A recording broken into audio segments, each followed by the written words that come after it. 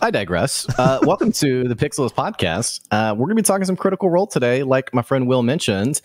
And if you aren't familiar with the podcast, typically we talk about what we thought of it, our theories, what we think, where we think the series is going next. We usually pat ourselves on the back for things that we called from episode 1 that we totally nailed, and we ignore all the other things that we got horribly wrong. Right. So before we do that, we also do a little recap where we actually take our conversation.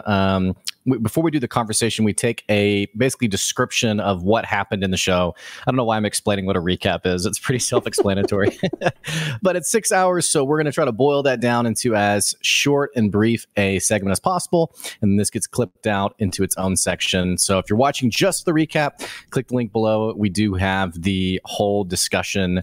And if you have your own thoughts and theories, we'd love to invite you to join us in the comment section. Let us know what you think. So having said that, Will, do you want to kick us off on episode 3? Yeah, let's kick it off. And I guess we're actually recording this one a little bit earlier, so we don't know what the title of the episode is yet. But right. Episode 3 of Exandria Unlimited, Calamity.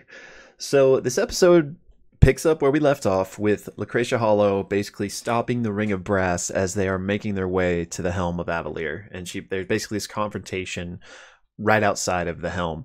And Lucretia is surrounded by and again, she's like the head of the necromancy, whatever. So she's surrounded by these skeletons, and there's also a bunch of people lining different roofs around. So the Ring of Brass find themselves surrounded. There's kind of like this really, what are you doing here? Kind of like, the tension is very high, but before combat breaks out, they're like, hello, Ring of Brass, what are you doing? And Loquacious is like, I'm here for an interview. They're all helping me. And basically, as this is happening, Magister Milas Friend walks out from the helm, but with an absurd investigation check by Saret. He notices that when Milas Friend walks through the doorway, that he kind of like adjusts weirdly. And the implication is that this is not Milas Friend. Instead, it is someone who is illusioned to appear as Milas Friend. And Loquacious is asking about this interview, and Milas is like, oh, today's not a good day. Maybe come back tomorrow. And Saret, noticing this, basically furls out his wings, takes to the sky, and at the sign of that, Lucretia immediately shouts something in Infernal, and boom, roll an initiative. And basically the entire first half of this episode is this combat. And, if you're familiar with our recaps, we don't want to bog you down with a play-by-play of everything that happened in the combat. So I'm just going to hit you with the highlights and the important things that happened during this. So first and foremost, Nidus is first in rotation, first in initiative. And he kicks off by flipping out this gold coin that he has, which summons a basically spiritual dragon. And I'm going to totally butcher this pronunciation, but I think it was Shah Korzan. And essentially, this dragon spirit is of the dragon that originally inhabited the mountain that, the peak of which is now Avalier, hoarding its hoard of gold that it had. And that location where the hoard of gold was is now the Golden Scythe, of which, of course, Nidus is the guild master and the dragon of Avalier. So every dragon of Avalier, this is passed down to them, this dragon spirit. And so he summons that, whips in, combat begins, and he basically first and foremost goes for this Milas Friend and attacks him. And because of that, he drops concentration, and so this illusion dissipates. But for the sake of clarity, I'm just going to keep referring to this creature as Milas Friend, probably. But the illusion dissipates, and instead is a true devil. It's 15-foot tall, horned demon, basically, a being that has not walked Avalier in any of these people's lifetimes before now. So combat ensues. Lucretia is barking out orders in Infernal, and every time she takes a turn, at the end of her turn, she basically goes invisible, only reappearing when it's her turn to go again. Combat ensues.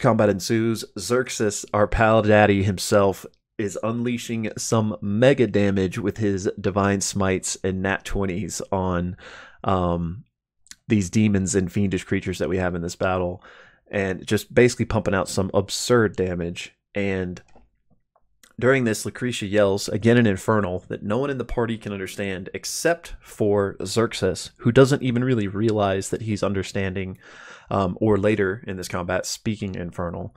But he understands that she yells out, Zartaza, like, go get the blood of the chosen. And they're like, blood of the chosen.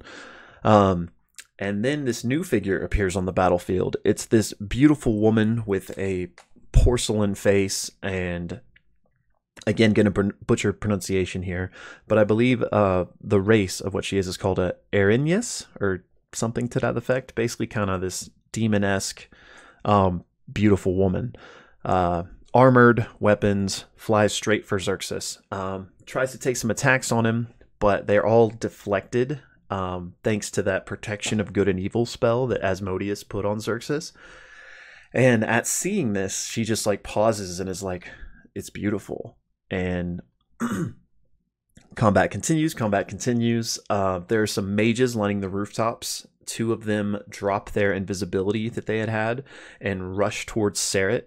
One of the mages is empowering the other to impose disadvantage on Seret for the detect thoughts that the main casting mage is doing.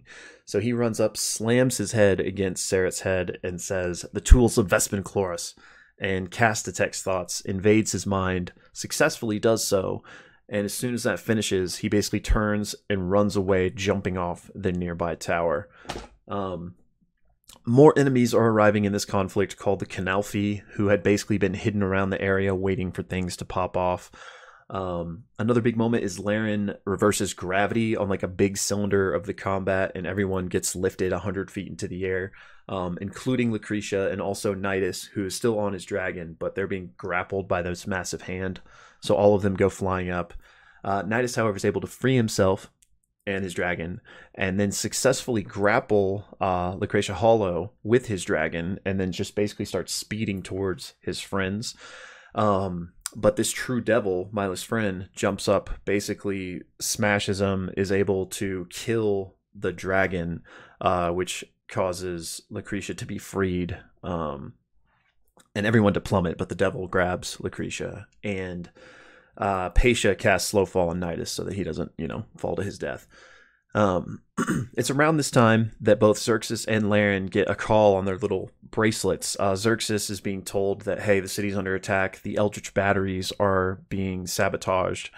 And Laren is called by Callum Staffright and is told the same thing about the Eldritch batteries, but also that the Arboreal Calyx is requesting 30% of the reserve energy.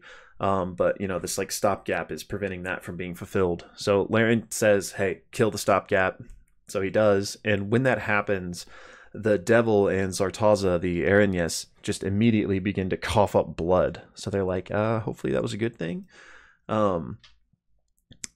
So in this time, Xerxes speaks with Zartaza a bit again, and he's like, hey, and again, he's speaking in Infernal without even realizing it. He says, this was not the deal. Tell your lord to stand down. The people here are not to be harmed. And she replies to him, bring him and we'll honor this. And he's like, this isn't over. But he leaves her and flies toward the devil and just, again, obliterates him with these divine smites and stuff, eventually getting the how do you want to do this? And as he's doing the killing blow, Brennan describes to him that he hears a voice in his head that says Xerxes. And he can't quite place it, but he knows it's familiar and proud. He then turns back to Zartaza, who stabs him, and she pulls out her blade, now covered in his blood, and she's like, remember my name, Zartaza. It's been an honor, and it would be an honor to serve you at your side. And now, having what she wanted in his blood, she flies away. Combat. Laren drops the gravity spell, so all the rest of the people up, fall, most of them to their death. She then grabs Loquacious and dimension doors away toward the nearest Eldritch battery in order to protect it. Nidus casts Detect Thoughts on one of the nearby mages in order to glean some information, but he can't really process what he learns until after the combat. And finally, Patia really wants to take out Lucretia, but she's invisible. She's gone back to being invisible between her turns. So Paisha decides to hold a spell, the spell Resilient Sphere, for when she can see her next. Sarret rushes to the helm to investigate what's going in. He kind of leaves the battle. He's like, I'm just going to go in there, look. He finds Akami Ro dead, her throat slit, and the helm basically completely destroyed. So Avalier is essentially unable to alter its course. Lucretia then appears next to Paisha and is like, I always hated you. And she's attempting to cast Circle of Death. But again, Paisha was holding a spell for this. So Paisha is attempting to cast her held spell, the Resilient Sphere. But Lucretia attempts to counterspell that. But Xerxes counterspells her counterspell. And so now we have this Circle of Death versus the Resilient Spear going off. And Brennan homebrews this interaction and basically has them roll a contested Arcana check, of which Marisha wins. So how this plays out is Paisha's Resilient Sphere encapsulates Lucretia as she's casting Circle of Death. So this wide Circle of Death spell instead is trapped in this sphere with her, and it basically just disintegrates her. She's a skeleton, instantly dead, and that's the end of Lucretia Hollow. That's so cool. Super cool. And with that happening, basically everyone else is like, oh shit. So the rest of the Canolfi and everyone else begin to flee. A few of these mages surrender, but Nidus is having none of that. He's like, there's only one response to mutiny, and he basically stabs them both in the heart. And that's where we go to break, kind of with the combat ended, if you want to take it from there. Yeah, this is like after 3 hours, by the way. Like, yeah, this is insane. The number, just real quick, the number of rolls they had to make in this fight, unfair rolls, but like rolls that were not in their favor, and then them making it, like the counterspell had to be below an 8 for Lucretia, and she rolled a 4. Like that kind of stuff was insane. But if you enjoyed the first half, the second half is going to wreck you. The party basically they don't come back together, but like everyone comes back to the table, and Brennan mentions like, yes, these batteries are on their attack, and everyone has to roll a d20 to see which of the batteries, and these are the batteries that kind of, from what I understand, keep like the city powered and presumably maybe even keep the city afloat. Yeah. There's 12 across the city. They all roll. Only one of them rolls poorly, and only one battery goes down. And the party kind of self-congratulates, like, "Wow, we're really good at protecting these batteries." And it's implied that like the city guard is out and about, like protecting the city as they can. Yeah. With the batteries, with combat seemingly subsided, and like the assault also seemingly stopping briefly. Loquacious and Laren are actually going to make their way to the Meridian Labyrinth. And it's in this process. Let me grab my notes real quick. It's in this process that in this brief lull, Sarret's going to ask Xerxes about speaking Infernal, because Xerxes during the combat had basically been like, this wasn't part of the deal, referencing his conversation with the Lord of the Hells in the previous episode, but he said it in Infernal, didn't realize that. And so Sarret asks him about that, and he's like, I have no idea what you're talking about, man. And then Sarret also asks Nidus about, hey, in the Herald's Tome, which the Herald's Tome is inside of the Golden Scythe, basically says, hey, what's up with this file on Evandrin that was empty? And again, doesn't really get any answers. You know, Sarret, the master investigator, just can't seem to wrap up these loose ends. Meanwhile, Loquacious and Laren are having a conversation on really what exactly Laren's plan is. And Laren's talking about, it's about 2 a.m, and she's like, we're only a few hours away from landing on Cathmora for this apogee solstice happening. It's my last chance. Like, as soon as we get there, this plan of going to other planes is going to happen. And Loquacious is really bothered by this. He was bothered in a previous episode. He's bothered again now. And he's kind of like, hey, what, like, have you thought about this? Have you thought this through? Like, have you considered the fact that like the Archsept, like the leaders of the city, that they'd consider you doing something treasonous? Like, you haven't even asked anyone if they'd want to. And Laren is so confident. Terrific acting, by the way, by Bria Yengar, who's like, this is the right decision. This is what the Age of Arcanum stands for. It's what Avalier stands for. Like, this is something that has to happen. So also because of these attacks that have happened on the city, Loquacious knows that some kind of report needs to go out, and he's like the head reporter guy, you know? So But he also wants to protect Laren and protect Laren's legacy. And so he basically sends out a report that says there's been a disturbance. Dean Hollow has caused this disturbance. I can't share more, but just sit tight and we'll have more information basically in the morning. And then separately, he records on this sort of like, I think it was like a Final Fantasy memory crystal or something. Yeah. He records like this personal tape recorder, like Last Will and Testament kind of thing. And he basically says, of all the crazy things that happened, I want everyone to know that there was one person selflessly trying to protect the city, and that was Laren. Laren did that. And I'm also giving my resignation from the Herald's Tome and the voice of the Sept or whatever it is. And there's some really great, basically the two of them, despite being divorced, have this really wholesome reunion moment of like, we still love each other. Laren basically says, hey, I'm sorry I never trusted you. And it's really great. But anyway, the party all make their way to the Meridian Labyrinth. Paisha and Xerxes share this moment where Paisha reveals that Xerxes came to see her, and he's like, yeah, of course, like I remember coming to see you, and because he basically says, I came to see you about healing Evandrin, but we couldn't figure it out, and so I just went on my way. And she basically reveals that that's actually not what happened. And Brennan reveals that Paisha cast Modify Memory on Xerxes, and his memory of the events is not accurate. And so Xerxes is shocked by this. He casts Zone of Truth and purposely fails, and he encourages his fellow members to purposely fail.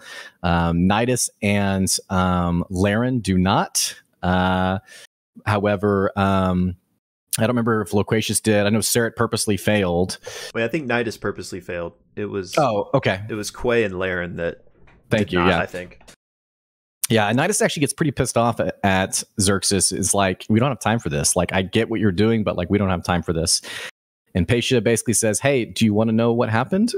And Xerxes is like, okay, yeah, tell me. And so she restores his memory and basically reveals that Xerxes came to her out of options. What can you do to help Evandrin? And she basically found druidic magic, sealed away forbidden magic.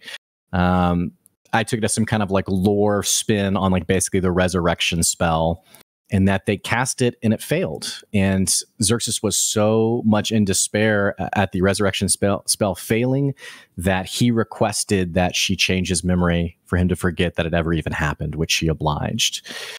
But in this conversation, she has a realization the only way this could have failed is if Evandrin wasn't really dead.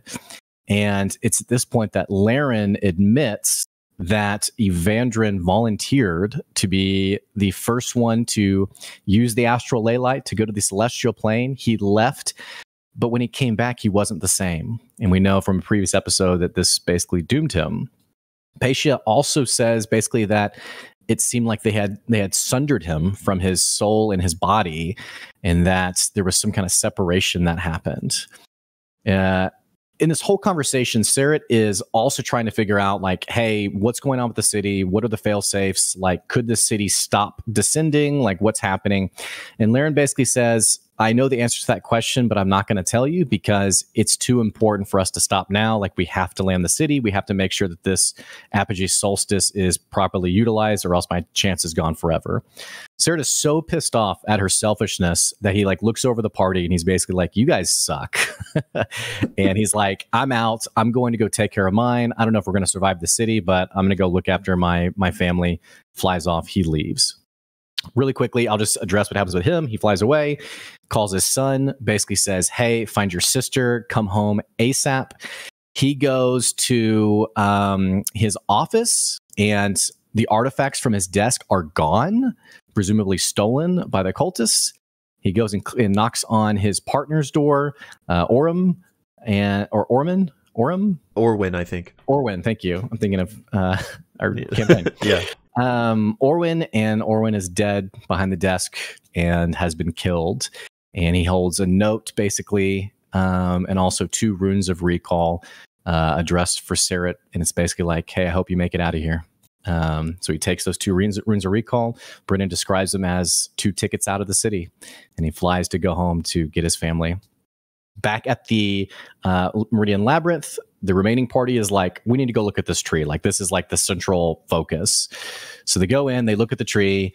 They notice the little toy boat from Laren. It's translucent and it's stuck in the tree. And then they actually notice the well, before I say that, Nidus starts going through the memories also of the memories that he stole. And long story short, he finds out that Master Cormorant had been inviting the Canalthi into the city.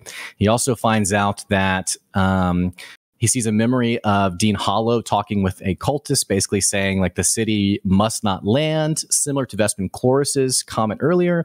And actually, this would have been before Sarah left, because Sarah actually, with an investigation, realizes that this isn't real. This is also a modified memory, and that what was actually said was Dean Hollow said the city must land, which is why they killed the helmswoman and destroyed the controls to stop the process from being reversed. Excuse me. So apologies. There's so many things happening here, so I'm getting a little confused. All that to say, as this whole conversation's happening, Laren sees the face of Evandrin in the tree, this translucent, horrific face, and she's like, I can get to him. I can help him. And she begins to cast Blight. Nidus, remembering the memories, or remembering the prophecy of destroying the tree and how that would be the end of the world, basically, is like, we can't do this. We can't destroy the tree. Like, there's things we don't understand here. Party basically goes to combat. Loquacious and Laren are basically against Nidus, who's trying to stop them. Loquacious tries to do his Fey presence to fear Nidus, but because he's near Xerxes, within 10 feet, he can't be feared. Nidus is going to cast Whole Person on both of them. They're going to both fail. Dwemer, the assistant, the Aord assistant bot, comes in, sees this all happening, tries to cast Finger of Death on Nidus, and it gets counterspelled by Xerxes. Another couple of rounds go by. Patia goes over to the tree, grabs the tree. It says that her eyes become like fire. Her hair flies back, behind her head. And she begins to see all of this. It's like a massive download of knowledge. And essentially what happens is she sees memories of Amir, her grandfather, and then the head of the Gao Drashari talking about the tree. And Amir being like, what's the tree? Like, what's it for? Just tell me. And the leader of the Gao Drashari being like, I can't tell you. And he actually sees a conversation between the Gao Drashari internally of them saying, like, we can't tell them what the tree's for. Loquacious is actually going to go grab her to try to pull her off. He's going to see I think it was like the leader of the Sealy court, being like, child, what are you doing? Like, you shouldn't be looking here. Like, there's something moving on your city. Which, by the way, not just on the city, in Nidus's memories that he pulled, they realized that there's also attacks happening all over Exandria, most notably on Cathmora below them. All this to say, Laren finally casts Blight, and the city, the tree gets hit by this. The center of it, by the trunk, sunders and splits with this fiery flame. It opens to reveal presumably a portal that Vespin Chloris, with his skinned face, steps through, and then the Lord of the Hells behind him, Asmodeus, who says, "Very good, my little puppet," and basically is like, home sweet home. It's been forever since I've been here. And that is where the episode ends of episode 3 of Calamity. Yeah. Jam-packed. Holy crap. Again, if you're watching just the recap, click the link below, check the whole discussion. Wow. Let's get into first things first. Let's hey, did you like the episode, man? I hated it. This series is trash.